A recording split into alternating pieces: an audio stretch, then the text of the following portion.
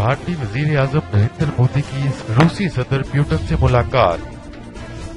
S-400 missile technology के मुआहदे पर दस्तखत कल किए जाएंगे। आज की अहम खबर से आगाह करते चले, रूस के सदर प्यूटन भारत के 2 रोजा दौरे पर भारत पहुंच गए, जहां इनका इस्तकबाल भारत की वजीर दाखिला सुषमा स्वराज ने किया, जबकि भारतीय वजीर आजम नरेंद्र मोदी ने रूसी सदर से मुलाकात की।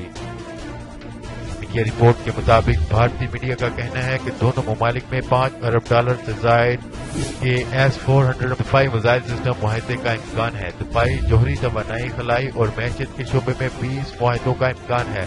भारत रूस सदाद दहशतगर्दी मुश्तरका मशकों का ऐलान भी किया जाएगा। भारत रूस सदाद दहशतगर्दी मुश्तरका मशकें 18 से 28 नवंबर को होंगी। रूसी सदर प्यूटन के दौरे के दौरान भारत रूस के साथ S-400 मिसाइल टेक्नोलॉजी का मुआहदा करेगा।